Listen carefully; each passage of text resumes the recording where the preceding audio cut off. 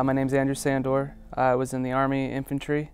My name is Brian Lee. I served in the United States Marine Corps. I joined the Army at age 20. I got out as a sergeant in the United States Marine Corps. U.S. Army retired. Did 7 years and then was able to transition from deployment off the coast of California to Montgomery College here in Rockville.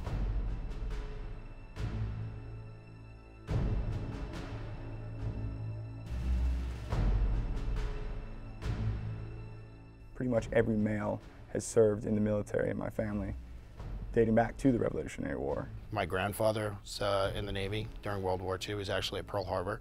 You know, I had an uncle that worked in the Pentagon, and after the plane hit, you know, I was sitting in gym class, and it really upset me. I was like, this is my time. I've always been interested in the military. Sitting around kind of enjoying the freedoms that we all enjoy, I thought I wanted to give back and be part of that, and the best way was to join at the time of war and go do my part. I was running from a life I didn't want to have to live in the streets of Los Angeles and become something that I easily could have been. I decided to enlist in the Marine Corps because they offered me a chance to go to school on the original GI Bill.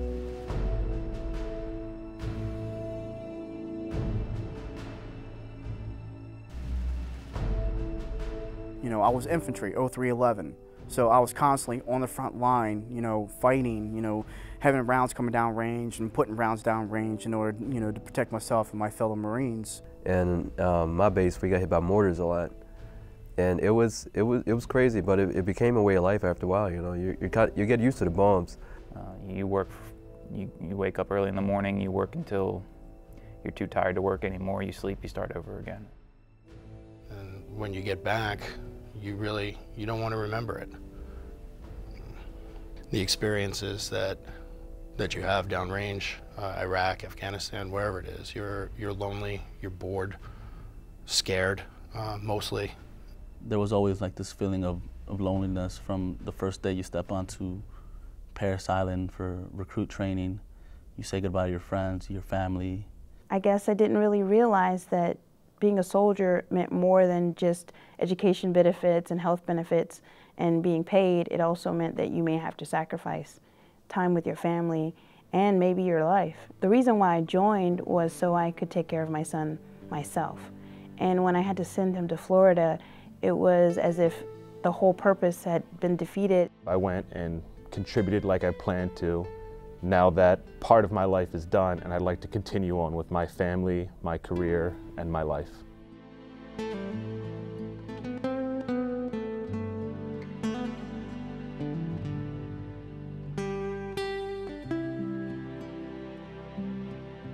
When I got out of the military, I was actually pretty happy to go. I mean, I was ready.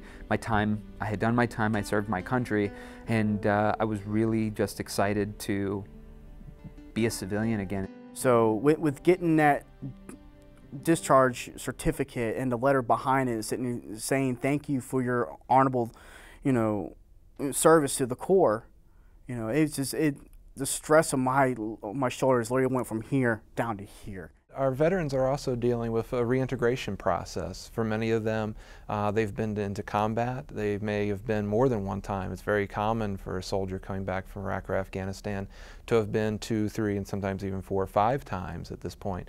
So in addition to juggling all the work and life balance issues, they're also coming in, you know, with all the stuff that they have from downrange.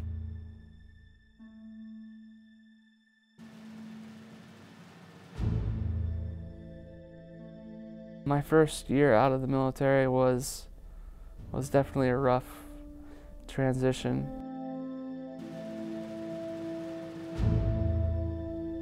I was being told what to do, how to do it, which way to do it, which way was the most effective way to do it, and how to get it done. And when I came to the civilian world, there was nobody pointing me in the right direction, nobody telling me, no, that's not how you apply to a job, that's not how you do a resume. Over there you're dealing with life and death, and that's pretty much it. And you come back here and you're dealing with stuff like parking tickets and walking the dog and things. It wrecks your world, you know, you have to rebuild from the ground up. You know, you have to reinvent yourself. You know, for a lot of veterans, when the war is over for them and they come home, the real battle is beginning, and it's getting used to dealing with life-altering injuries or, you know, you're dealing with all the friends that you lost, or your wife left you, or, you know, just what am I going to do next? It's a long and difficult transition to make, and that's if you are consciously aware that you need to make a transition. And for a lot of people, they don't recognize that they have gone through this sudden change and that they are having a hard time with it. Every sound, every motion, everything sort of triggers you, and some of the stuff can be overwhelming. You have to watch everything that's going on around you. You have to look, listen, and feel like everywhere you go, and you're specifically looking for danger. You're specifically looking for signs of things that can possibly hurt you. It's kind of a head trip. You don't know, okay, well, I'm safe now, but you don't feel safe. For them to come back and to trust in humanity again is very difficult. They've seen the ugliest side of what people can do to one another, and it causes them to shut down in many ways and kind of retreat and pull back from those potential resources to help them. It took me a couple of years to recognize that I really did have a problem, even through with all the outbursts and the fights and the nightmares and the flashbacks. I thought it was normal. A lot of us thought it was normal and it would just go away in time. And of course, some of it did. Some of it didn't. PTSD is a big thing. They think that, you know, okay, this guy's crazy because he went to Afghanistan or Iraq. You know, removing the stigma that we see in society and not thinking of veterans as someone who came back less than whole, someone who came back as broken and unrepairable. For true healing to happen in their hearts and for them to be able to you know, come back into everyday society, they need to feel a part of that society. And you know, a lot of times the way we're treated is like we're an outsider now. There's a sensitivity that you need to have when you approach them.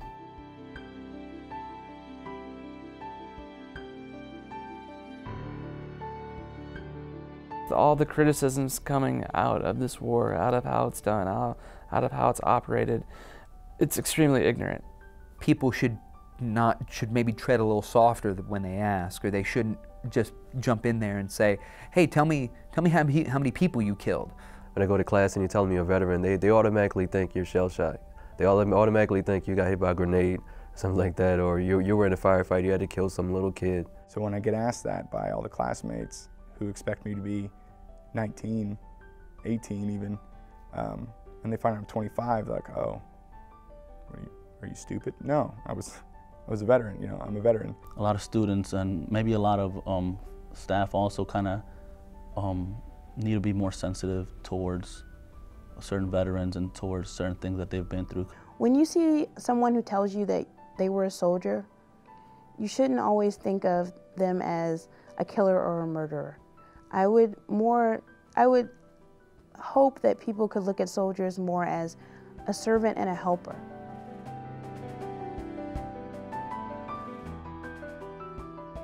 After you get past security and police and law enforcement, a lot of folks may have had a military occupational specialty that doesn't transition as smoothly as maybe had they been an aircraft mechanic or something of that nature. You know, I have a lot of skill with weapons and languages for our third world countries that really don't easily translate over if you don't want a government job.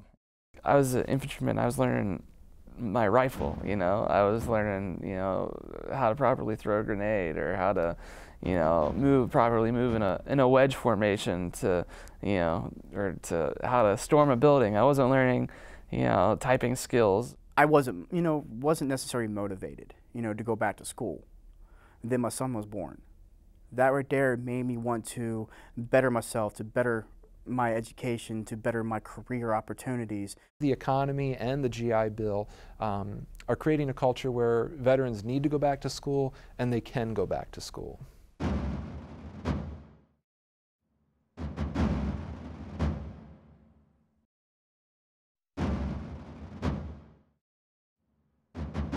We have a really good tool with our GI Bill, and I really want to see a lot of veterans use that to its fullest. When they introduced the post-9/11 GI Bill, it was a way that I could go over and try something else and still know that the rent was going to be paid and we would still have food on the table. So it really freed up my own mind in being able to try. You know, a lot of us that don't get 100%, it doesn't cover enough at all. And then even the people that do get 100%, if they have a family or if they have a mortgage or a car payment, they have to find another way to support themselves. So there you have these war heroes working at Giant, or, you know, bagging groceries, or, you know, filling up gas for you or something like that, and it's sad. And if nobody's there to guide these veterans and these pretty much these kids, you know, they're gonna get lost, you know, and so they might fall into those things that a lot of veterans have fallen into. There's a lot of things that you're more prone to, homelessness, depression, addiction. Those are all things that you see a lot in veterans.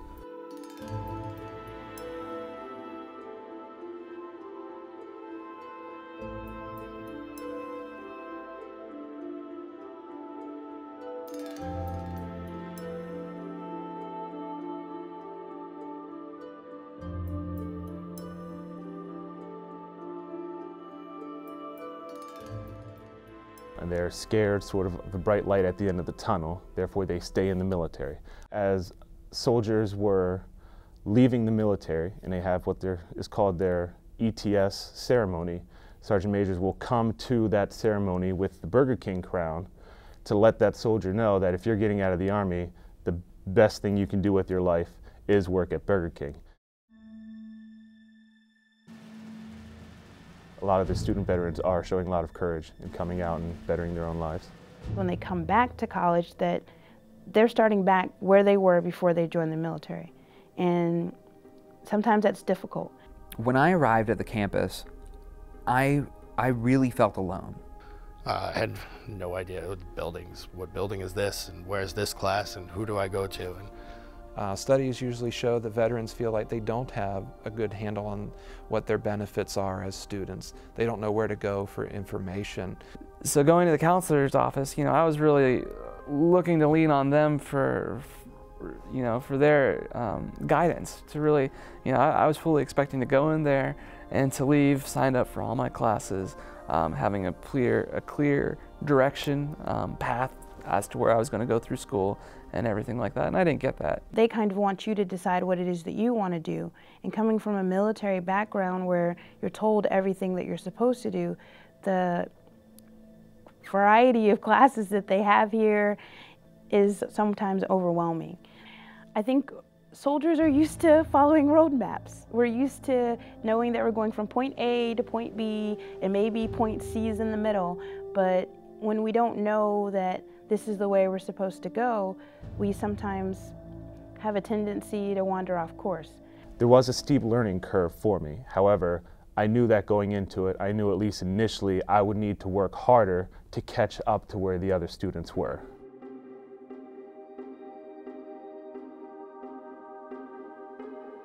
Since it's been almost 10 years since I've been in high school, you know, it was definitely a change. You know, it was like, oh Lord, am I still going to be up to sit in the classroom? As a nuclear engineer, my chemistry background was pretty broad. I had dealt with chemistry on almost a day-to-day basis for 7 years. And coming to Montgomery College, I was told that I had to take intro chemistry, chemistry 100. People who feel like they've done something with their lives and they've been places and they feel that they've accomplished great things, compared to a student coming right out of high school, that is sort of a gap as far as familiarity and comfort level.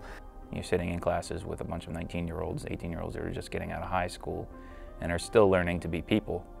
And a lot of us are getting closer to 30 or beyond and have seen a lot of the world and have really more or less discovered who we are. I felt the American people were investing a lot of money in me, and I wanted to give them a turnaround, a good turnaround. I wanted to make sure that I did really well. Well, this is my mission now. So I have class to go to, I have homework to do, I have reading to do, I have an assignment to do. That's my mission, those are my goals. Instead of being on the low of the totem pole, like in the Marine Corps, you know, you got your privates and you know, lance corporals and corporals and so forth. You know, you work the ranks by going to college in the civilian world. It's like my mission. I'm there to sit down, pay attention, focus on that, and then get out. Sergeant Joshua DeForge, he was my best friend, killed in May of 2010. I promised him I would go to school, so. It's pretty much the support system, the idea of having these people around you that can actually give you that push. Just having that relationship with somebody and not knowing that you're not just a paycheck for the school, that you are actually a student, who needs help, who needs direction, who needs guidance. It's been great having the Combat the College program specifically because they were there to help me figure out a lot of this stuff. Have those people to talk to who understand and who are living on both sides and who can liaison with the school when we can't. And I found out many different things that I would not have found out if there was no program here. The more of these stable institutions we have, the better off we are, the better we feel about ourselves, and the more successful we actually become. When you have a core of folks on your campus that you can relate to, that you can go to for support, that allows you to establish a firm base. It's a way for us to kind of heal ourselves. Being able to talk with other guys that have been in the same situations as you helps, because you're not alone. And that's the best part about the office, is that I know that I'm not alone.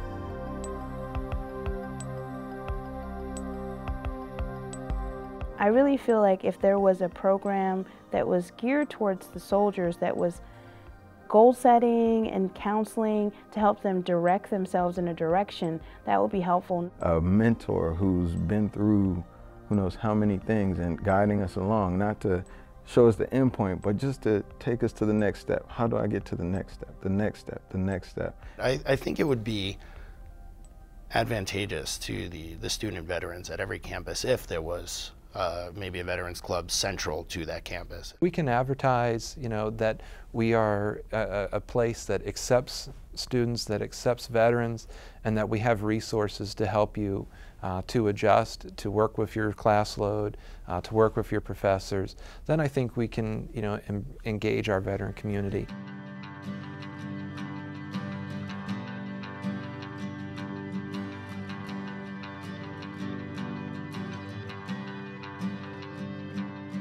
I think the most important thing for faculty to understand when they have veterans in their classes is that they're not kids. A veteran comes with a very, very unique set of circumstances in their life. We need to talk about those things that made them unique, that made them stand up, and go to war for their country when no one else would. Getting to talk to a student who's been in the ancient land of Mesopotamia, or somebody who understands logistics and battlefield formations, or there's so many life experiences that can be brought. It's not only important for the college to consider some of the things that may have made it more difficult for them to be a student, but I think they should also pay attention to what makes them a real value and an asset to the community.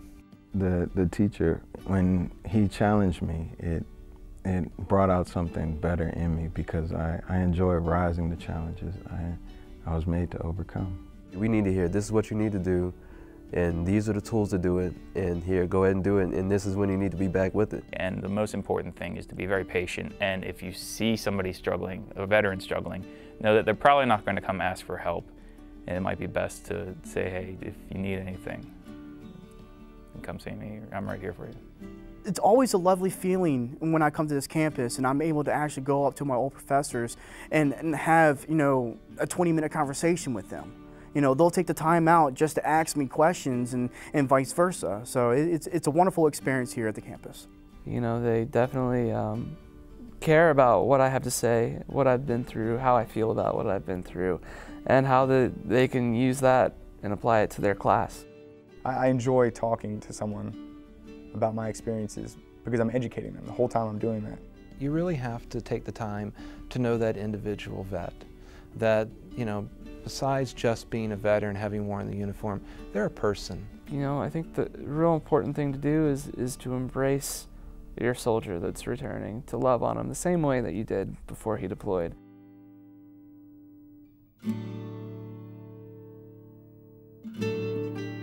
There's no silver bullet to help all veterans out. We're all different, we're all unique, and you really can't count on one great experience or one bad experience to be a standard.